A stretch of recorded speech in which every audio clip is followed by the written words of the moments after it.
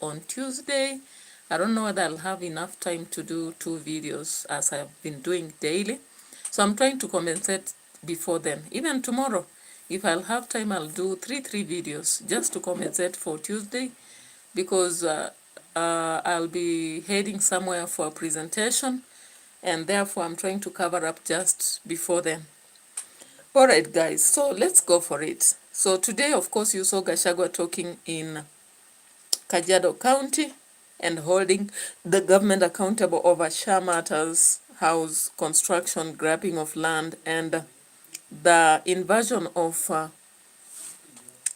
the Sudan forces from Juba through Mandera side. All right.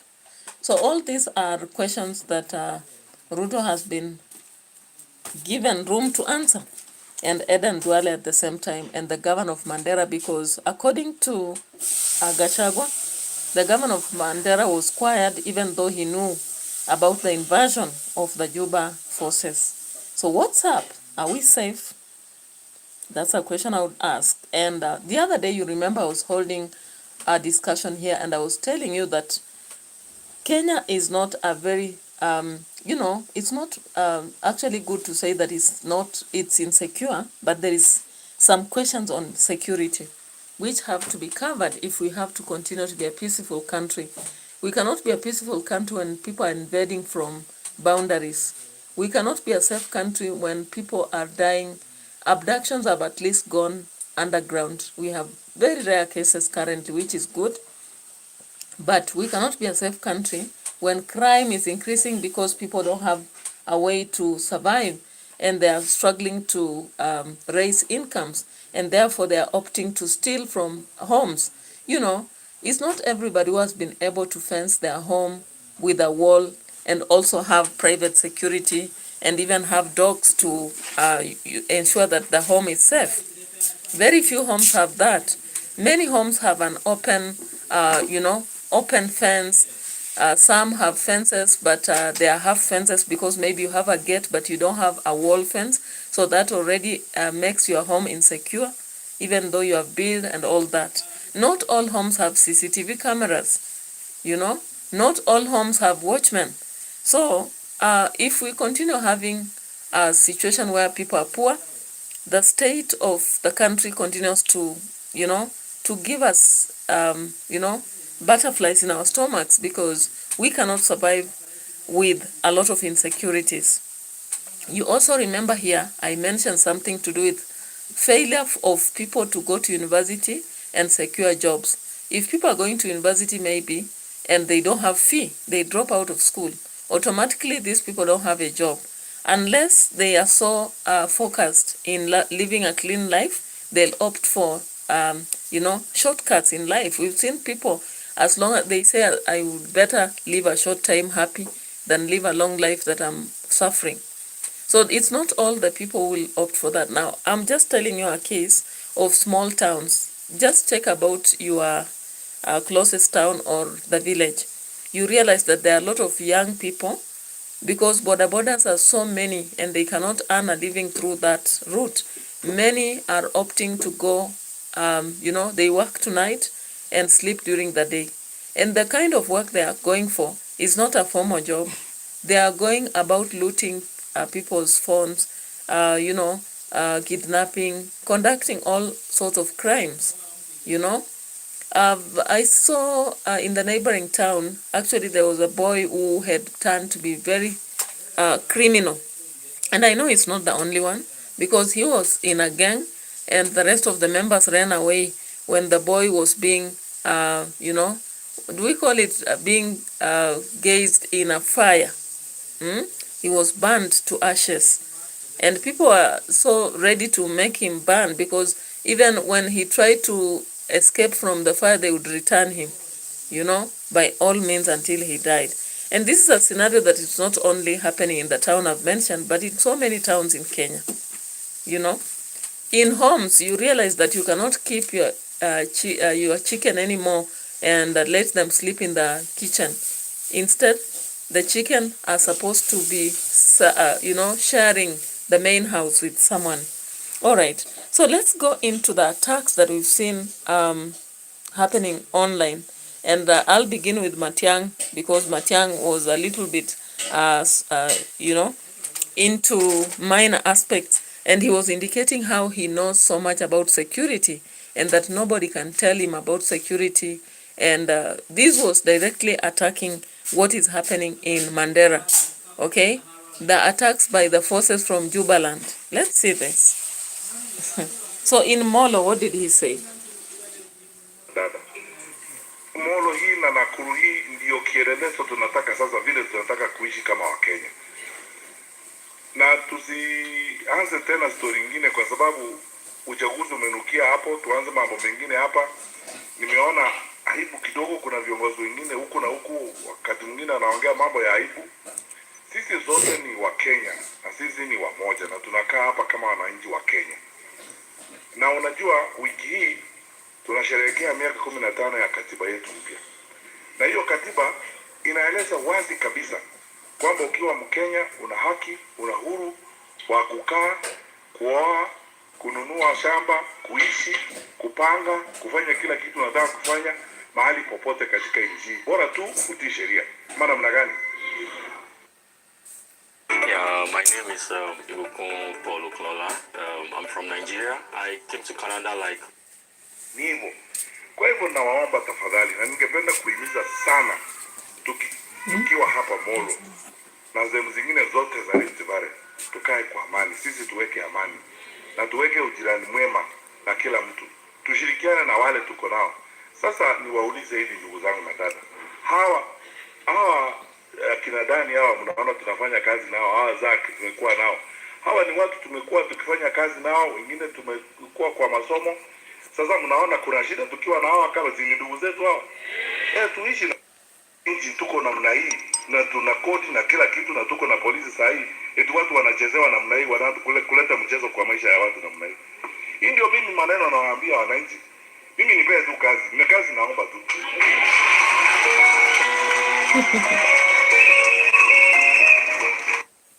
Even the request we are making to Kenyans to consider us for that position of responsibility, tunauliza pia kwa unyenyekevu. Ni hali yenu kwa sababu nyinyi ndio mko na kura, nyinyi ndio wakubwa. Nyinyi ndio mnaajiri watu kazi.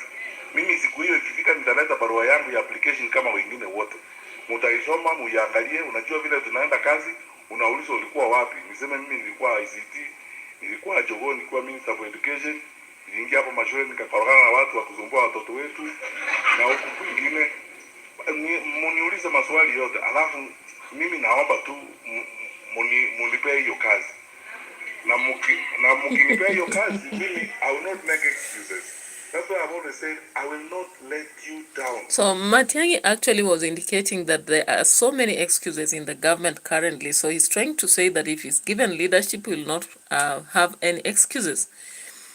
And he was speaking very, in a very humble way that I was asking myself, can leaders be this humble? Is it possible that once they get into office, they can be this humble? That is my question, guys. Just let me know. I will not. Na pastor nikirudi hapa, nikirudi hapa, muniulize maswali, hold me to account. Msinipe kazi eti niende kuendesha magari mengi kubwa huko, kuvaa masaa ya mamilioni na mavitu kama hizo, kukula kwa. Hapana, mimi nauliza kazi. Na nikikuja hapa siku hiyo mkishanipea kazi, muniulize maswali. Niambie wewe hero bwana, ulikuja hapo ukasema itaanza kuja na uhalifu. Mbona hii ilifanyika? Na mambo kama hayo. Lakini kuna makosa na kazi ambayo imefanyika sio kazi nzuri. Na wao wasichukulie hii upinzani iwe ni chuki, kwa sababu siasa sio chuki. Tukisema hii. So according to Matiang'I, politics is not an enmity. And all that has to be done is work, accountability. People have to be asked questions once they get into our office. Is it possible that we can ever have a government that will work like America, where when they come to the people, you can ask them questions and they answer? I was watching Trump the other day, and actually the news people get into the State House and they begin asking questions and he answers. Is it possible that we can have such state of affairs in Kenya? That's a great question that I'm asking. We are 10 minutes down the line, but the people watching are very few. So welcome, and remember to like the video. I don't know where people have gone to. What are they watching? Because it's between 8 and something. So consider coming to the channel and watching, because I said I'm doing this to cover up for Tuesday. I'm not so sure whether I'll be able to do even 2 videos. Maybe I'll do one. I'm not so sure. So let's get to Sifuna. Sifuna also was there talking a lot, talking about soliciting the signatures to oust Duale, also to handle Ruto. And I'm like, are you so sure? Recently we saw Mutahi, and Mutahi is a clever thief. I saw Morara Akebaso actually saying that in Kenya, you are charged by how clever you are in stealing. If you stole and you are able to actually, evade leaving paper evidence, because we saw physical evidence. All of us saw the buildings in Kericho and how they were in a dismal state, yet they had paid several millions for renovating that house. But the fact that the speaker was not very able to give evidence, he skipped it and he was not impeached. And I'm very sorry, because can you imagine that we have had people who have been impeached even when their crimes were not so, heinous as the governor of Kericho. But when you look at Kericho, the Kericho governor, even Ngoya himself said that even if you disregard religion, don't you have even conscience to see that you have not done justice to your people by paying yourself 2 million shillings for a roof that has not been done? When you go back there, do you feel even guilty? And I don't know what will happen to Kericho, because I'm just waiting. Anyway, let's come back to Sifuna and hear what he said while at Western. So he began by introducing himself, and he began revealing things to do with Duale, what Duale has done and what the government has actually done. So let's listen to him. Sifuna kama wezi fikisha 1 million hawezi kuwa chief guest. Ne khalasi ne reba nandi Sifuna sa yuno niyo mwevu la mara mwasomo. I cannot get 1 million shillings. Vile munaniona hivi. Nikasema sisi sio matajiri. Utajiri ambaye tuko nayo ni marafiki ambao tuko nao. Wanasema your network is your net worth. Sasa nataka nimalizane na vijana kwanza, niwapee pesa yenu. Alafu tuongee nao watu wa media. Sio ndio mzuri? Nimewaambia urafiki ambao uko nao ndio pesa ambayo uko nayo. Niko na marafiki zangu hapa, nataka mtaenda na mimi moja kwa moja. Tuone kama kwenye East London kweli. Haya, hawa ndugu zetu wakiwa wanaongozwa na James Wafula na James Obare kutoka Johannesburg na East London wamenituma na shilingi 1,100 niwaletee. Imefika ngapi? Wewe ulipigwa risasi, hebu kuja uniambie wewe. Kuja.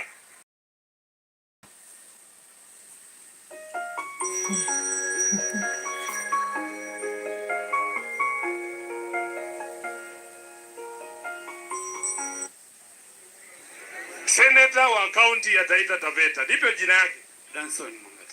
Danson Mungatana ni wa Tana River. Kaa chini. Wewe upone kwanza. Igalasi uone kwanza wasa. Igalasi uone kwanza. Nani anajua? Mama unajua wewe? Kuja. Kana nyonyo se mwenya ngajiseti. Mwenya anju kete jiseti chino Nairobi. Se mwenya mulia kocha Nairobi ta. Mama. Senator wa county ya Taita Taveta. Mwadime ni nani? Mwadime ni governor. Bwana ujui. Haya. Mwadime is the governor. Sasa nimepotea kwa sababu saa hii wale watainua mkono wamesha Google. Rudi huko, ulikuwa wapi? Rudi. Ala. Senator wa Taita Taveta anaitwa Jones Mwaruma. Amenituma na shilingi 1,100. Pigie makofi. Tumefika ngapi? Na tunaweza hatuwezi? Tunaweza kuja hapa tuseme tuuliza nyinyi mtajenga soko ngapi? Nani alikuambia tunataka soko? Sisi tunataka kuishi bwana. Hiyo soko unajengea maiti. Unapiga watu risasi mguu, alafu ajivuruta aingie kwa hiyo 12 floor ya hii affordable housing unajenga, anajivuruta hivi. Hiyo ndio kazi ya kutujengea nyumba. Ukiuliza mama ya wale vijana ambao walipigwa risasi wakufe, wakakufa. Uulize mama ya huyo mtoto, wewe unataka tukurudishie kijana yako ama tutengeneze barabara hapa Funyula? Huyo mama atasema nini? Kati ya uhai ya mtoto na barabara gani muhimu? Okay, so Sifuna again went ballistic, blaming the government for actually having shot some people during the demonstrations and, you know, coming up with the demands that people are not up to. Such things as building markets, building the roads, and, you know, the SHA aspect that has been cowcash for so many politicians. So Sifuna came up talking about that, and he said that people are supposed to accrue signatures that will lead to the ousting of Duale out of leadership. All right. And still we had many people talking about the Caleb Amisi could not miss on this. Caleb Amisi also came up to talk. All right.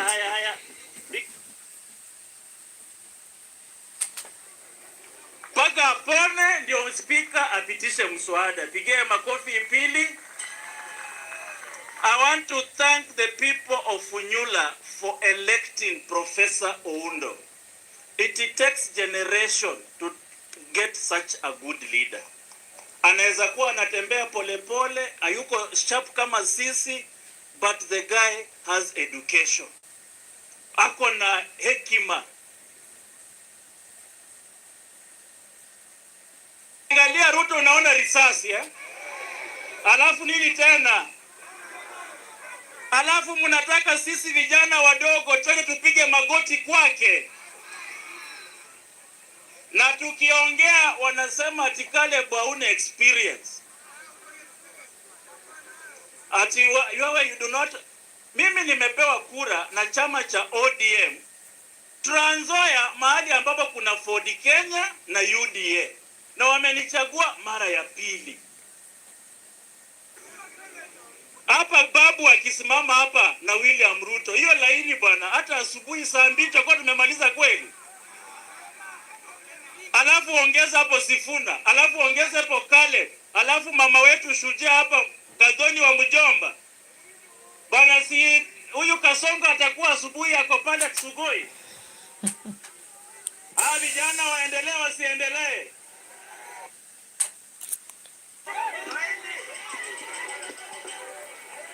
So, of course, a new opposition is forming. All of you know that Babu has formed an alliance with many other people, including Sifuna, Wamuchomba, Caleb Amisi, even though they may not agree or rather announce it loudly. But from what they are saying and the line of thought they are actually showing up here, you clearly see. Let's listen to Babu. Tuendelee nayo katika constituencies zetu. Maanake hapa nchini kijana hana kazi. Vijana ria. Hapa nchini mama hana kazi, mzee hana kazi. Kijana anaweza tamani sana kufa. Kijana anaweza tamani sana kufa, lakini huyo kijana hana hata pesa ya kununua kamba ya kujinyonga nayo. Mheshimiwa, tunakushukuru zaidi. Jambo nyingine ni jambo la M-Kopa. Nimepeleka mswada kule bungeni na nimeiweka pamoja na ya bodaboda. Hapa unapewa simu, unachukua simu ya 10,000 shillings. Kisha unaambiwa ya kwamba siku ya kumaliza kulipa hii deni utamaliza ukilipa over 30,000 Kenya shillings. Hiyo ni ungwana ama hiyo ni uwizi? Kenyans have 95% of the resources. Watu 500 ndio wako na mali yote Kenya hapa, mali iliyo 95%. Tunataka nchi ambayo 100% of Kenyans wako na 100% of resources. Sio itakuwa ni sawa? Kila mara tunaambiwa subiri. Unaambiwa mama You are asset rich and still broke. You own 5 plots and still live paycheck to paycheck. Wakenya tunapenda mashamba. Tuna feel secure tukiwa na title deed. Okay, so of course when you listen to Babu again in this sitting, what he emphasized is the fact of equal distribution of resources so that we don't have the haves and have-nots, a very big gap. And that is the reality about Kenya. And I've talked about that on this platform so many times, that the problem we hail from in Kenya is not even tribalism, it's not even what they say, but it is corruption that has led to wide gap between the rich and the poor. And the fact that we have now those who have and those who have not. The fact that there are people who can take their children to America and have them study comfortably there, while there are those who cannot even take their children to public school when they are asked for 100 shillings. We have people who have lawyers for each child, doctors for each child, you know, a house with 20 bedrooms. Then we have those who do not have even a house for one room. We have people who have 20 vehicles in their compound parked. Yet, there are those who don't have even a bicycle in Kenya. You know, that is a very large irony and a satire of our country. We have people who have 50 soldiers guarding them in form of security. But we have people who do not have even a dog to give them security in their home. So that is the reality about the kind of Kenya that we are living in.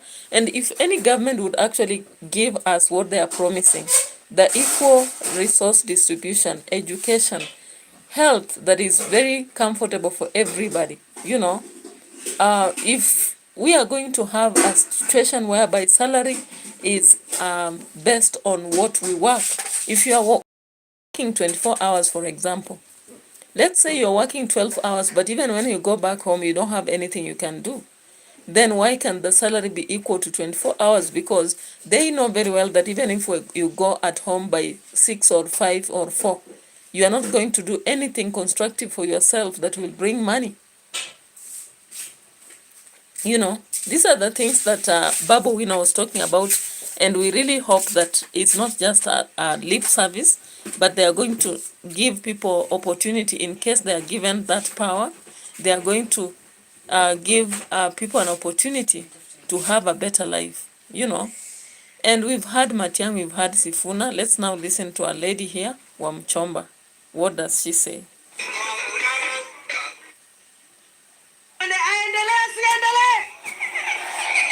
Asante sana. Daktari Wilberforce, I am very, very proud of you. Wewe umenifunza kukaa bunge. Wewe umenifunza kudebate katika bunge la taifa. Kule bunge, kama wanafunyula hamujui, kuna watu watatu ambao huwa wanafunga bunge. Watatu. Wale wengine wote wakitoka kuna watatu. Mmoja ni Profesa Oundo. Wa pili ni Mili Odhiambo. Watatu ni Gathoni Wamuchomba, mama Githongori apigiwe makofi. Haya basi, pokea salamu kutoka Githongori, Kiambu County. Chukua salamu. Hebu nione vijana wa Funyula ambao wangetaka kuwa mashemeji wangu. Hebu nione. Ni wengi sana. Asante. Super Senator wetu na timu yetu ya Kenya moja, timu ambayo ni power, team power, tukiongozwa na Super Senator Edwin Sifuna, kijana moto power, kijana Babu Owino. Kama huna roho mbaya sema kijana poa Lebamisi, kijana poa Barongo, kijana poa Clive Jisairo. All right, so of course, generally also Wamuchomba was trying to prove the poor leadership that is currently observed. And all this comes back to the opposition. The opposition is working day and night, okay? Working day and night to make sure that they achieve the mission of changing the government. But we hope that it's not just Musitu, Nyani wale Musitu, being changed. We hope it's not that kind of politics, because we are tired. We are very tired about that, and we need to have informed citizens who understand what people are saying and really on the ground. Are they the kind of people they are speaking, or are they just changing because it is a new day for them, a new dawn? All right. So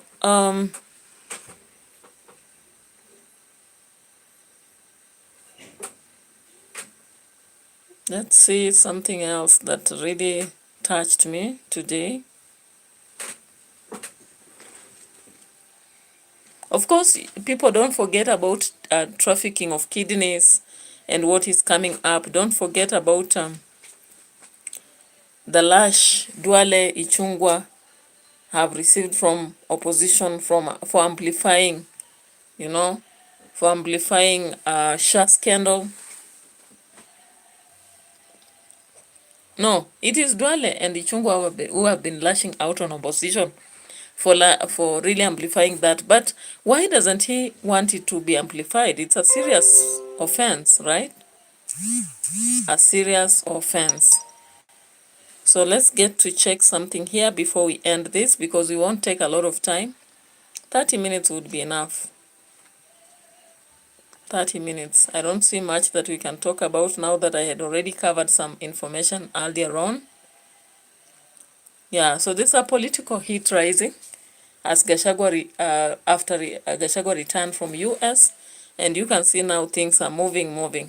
I don't know why Kalonzo Musyoka was actually attacked in Meru. Was it after the Meru team was welcomed to the State House and told they should be asking to join Mandera or Isiolo County instead of remaining as they are, So the Battle of Mount Kenya is actually intensifying again, because political leaders are using that opportunity to seek monopoly from grassroots and all that. And of course, we've seen the pull as Gachagua tries to pull on one end, Kimani Ichung'wa is pulling on the other end. And of course, they'll be having people to join them very soon. All right? Yeah. So now Mandera governor has given a rising alarm over the presence of Jubaland forces, but this is only after Gachagua spoke. Why? Why did he do this? That's my question, because I do not understand why this had to happen, why he was quiet all along. I'm not so sure. Maybe someone should inform me or make me. All right. So I think that is the much I can cover here for today. Let's meet tomorrow, maybe a little bit earlier. I normally do my lives from 7:10, 7:12, around there. And I've realized that people have been used to that, so the working at this moment has not been so good, but it is what it is. We have to just dare it all the time. So we have gone into around 28 minutes, around 30, and we come to an end of our reaction. So let me form a thumbnail for my video. Thank you. And keep watching the videos. You can go back and watch from minute 1 to understand all that I've covered today as I make the thumbnail for the video. Thank you, and bye-bye for now.